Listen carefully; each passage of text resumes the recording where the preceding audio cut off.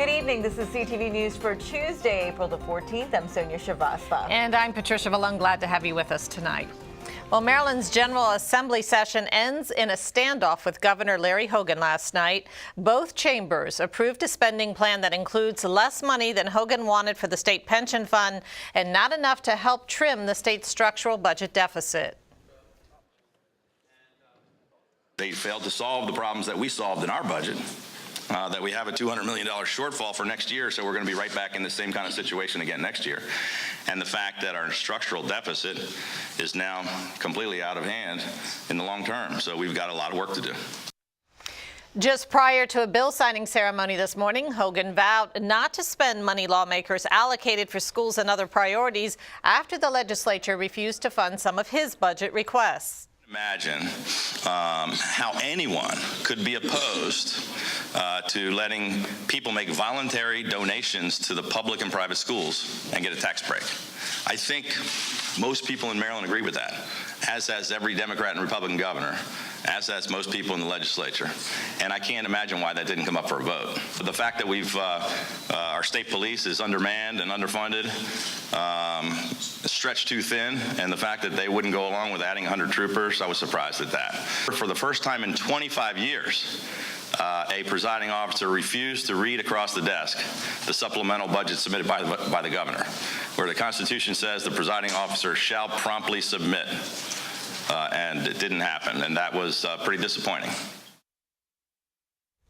And Hogan says he won't release funds earmarked for state pay raises, several health-related initiatives, or fully fund the most expensive school districts, which include Prince George's and Montgomery counties. Now, leaders of both chambers say negotiations with the governor are seriously impeding any chance of bipartisanship.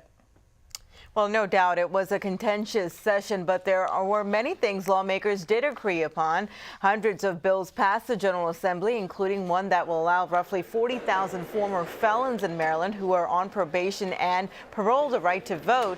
Now, legislators also passed a measure that will prohibit hydraulic fracturing in Western Maryland until 2017, and a bill that will allow military veterans to expand on an income tax exemption was also approved. Now, lawmakers also repealed mandatory minimum sentences for some nonviolent drug offenders and passed several bills that will help combat heroin overdoses. In addition, the General Assembly voted to ban powdered alcohol and struck down a requirement that certain counties charge a stormwater remediation fee.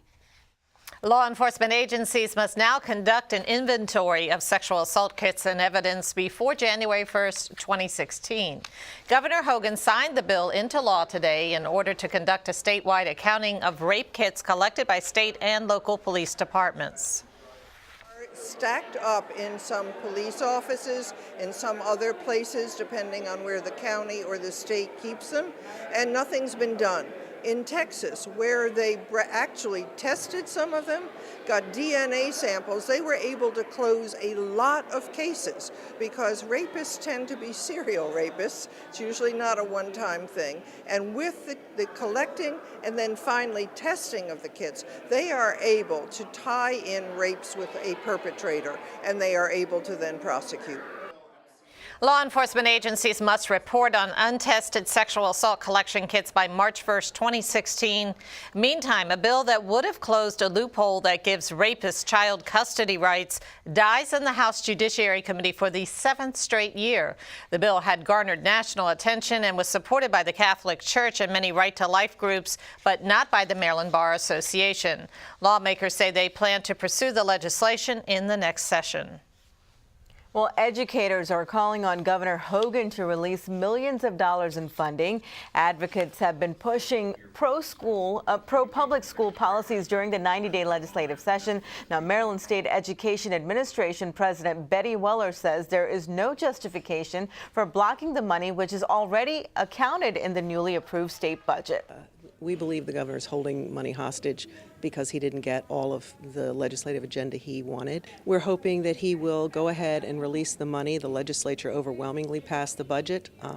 Clearly, it is a priority for them. It is a priority for the citizens of Maryland. It's a priority for us, and it's a priority for our students.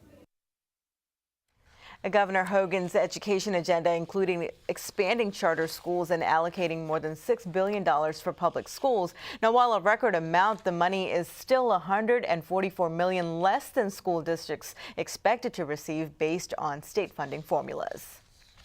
County Executive RUSHERN Baker is asking the public to come out for a series of roundtable discussions about the county's proposed fiscal year 2016 budget. The plan includes an additional $133 million infusion of funds into public schools, paid for with revenue generated through property and telecommunication tax hikes.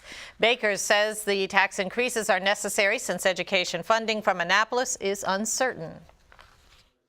One of the reasons I think it's so important to have these discussions now is it proves this last budget last night that we can't depend on the state to give us money for education.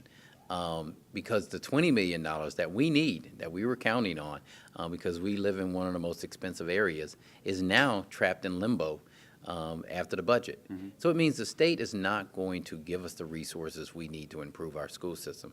It also means that we're going to have to rely more on ourselves, just like other jurisdictions do. And that's why having that discussion of, do we really care about, our education system? And if we say yes, what does that mean in terms of dollars? The first meeting is tonight at 7 o'clock at Capitol Heights Elementary School. The address is 600 Suffolk Avenue in Capitol Heights. And you are watching CTV News. I'm Patricia Villone. And I'm Sonia Srivastava.